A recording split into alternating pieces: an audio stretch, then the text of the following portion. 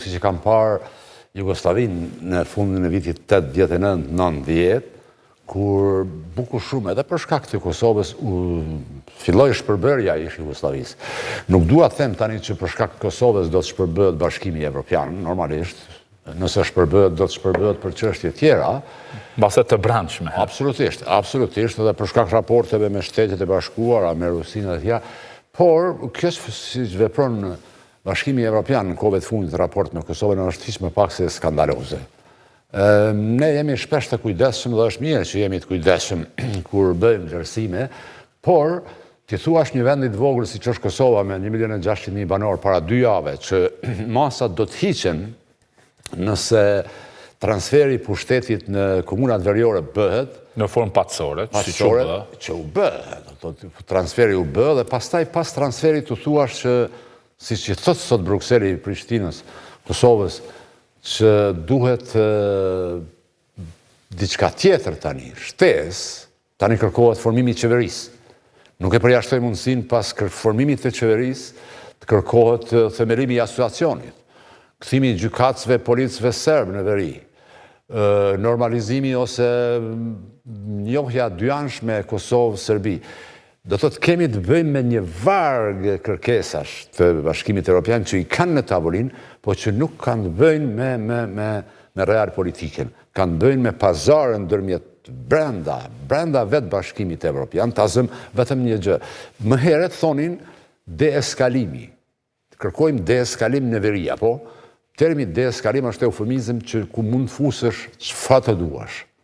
Që mund të shkoj deri te njohja ndërsjellë me Serbinë. Prandaj, nuk kemi befasuar me këto kërkesa, besoj që Kosovës nuk do të hiqen masat edhe një kohë të gjatë, mjerisht, për shkak të kësaj politike të Bashkimit Evropian, dhe asaj që ju thatë, për shkak të përçarjeve që i kanë brenda, për shkak të interesave parciale që i kanë brenda. Ne e tumë këto ditë, 13 vende janë që Kosovës të hiqen masat, 14 tjera ose hezitojnë, ose janë... Ose s'kanë ndonjë qëndrim atë shumë. Është e habitshme, por është e habitshme që Gjermania dhe Franca si shtylla të Bashkimit Evropian për këtë çështje nuk kanë unitet. Por prapë nuk jam i habitur, sepse ne kemi një dialog i cili po zgjat që 14 vite dhe Bashkimi Evropian nuk arrin të gjej metoda, forma, presionin mbi Serbinë që ta njohë Kosovë. Mirë, a do befasoshit nëse shohim pas 6 muajsh, pas një viti, ende masat ndëshkuese të BE-s? nuk befasom, pres që këto masa nuk do të hiqen një kohë shumë të gjatë. Por a mund ta humbë fuqinë BE-ja,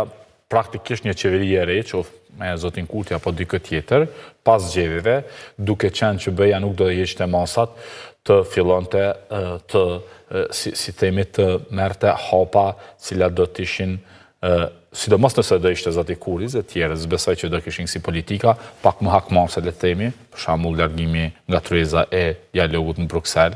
Çfarë kuptimi do kishte qëndrimi në dialog nëse ju jeni në masat e Bashkimit Evropian për gjërat që tashmë janë inekzistente?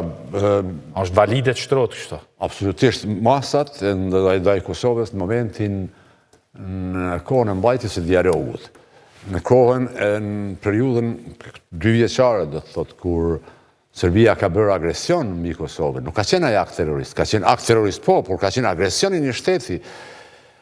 Hiç më larg se para 3-4 dite e kuptuam që edhe sulmi në Ibërpens ishte vepër e përgatitur në Serbi. Nuk ka asnjë reagim, asnjë veprim të Bashkimit Evropian. Unë personalisht nuk shoh asnjë mundësi që Bashkimi Evropian në periudhë shumë të gjatë të heqë masat, sepse thjesht do të mjaftoj atje një veto e Hungarisë ose Slovakisë, dhe e dyta thjesht nuk kanë vullnet.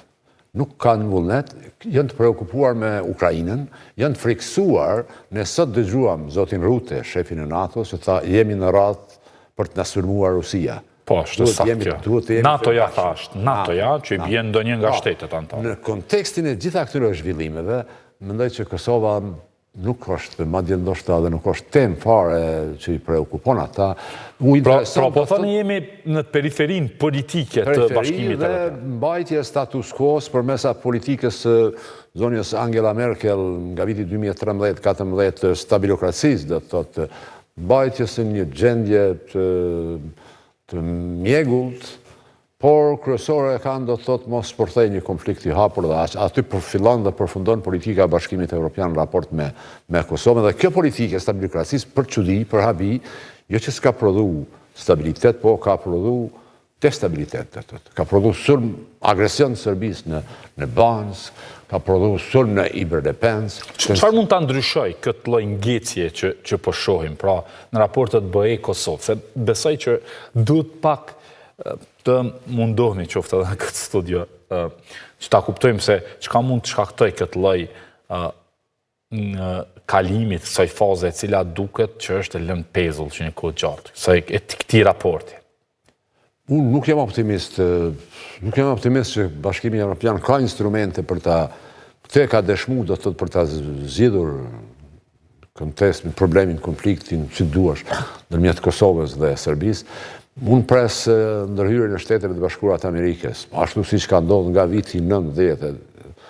Asgjë në Kosovë nuk është prodhuar pozitive. Asgjë nuk ka ndodhur pozitive pa ndërhyrjen direkte të Shteteve të Bashkuara të Amerikës. Po edhe kjo është në këtë kohë, sidomos në këto ujëra, cilat është edhe vetë SBA-ja, Evropa sidomos, edhe për shkak politikave SBA, është një thirrje racionale kjo që po bëni edhe ju. Se nuk jeni vetëm, për shembull këtë javë bëri lideri tashmë i PDK-s Bedri Hamza kërkoi përfshirjen direkte të SBA-s. Por SBA-ja, nëse marrim parasysh në vende të tjera përfshirjen e saj tani, nuk është SBA-ja të cilën ne mund ta mendojmë që është SBA-ja. Tani kjo varet, kjo është diskutabile, kjo relative, çfarë po thoni. Unë mendoj se disa nisma në Shtetet e Bashkuara këtë muaj sinjalizojnë që ata janë të përfshirë në çështjen e Kosovës. Ta zëm këto ditë dokumenti që u miratu në dhomën përfaqësuese në Senat të Shteteve të Bashkuara të Amerikës. Ka mbetur të miratohet edhe në dhomën përfaqësuese të Kongresit, pastaj nënshkruhet nga presidenti Trump.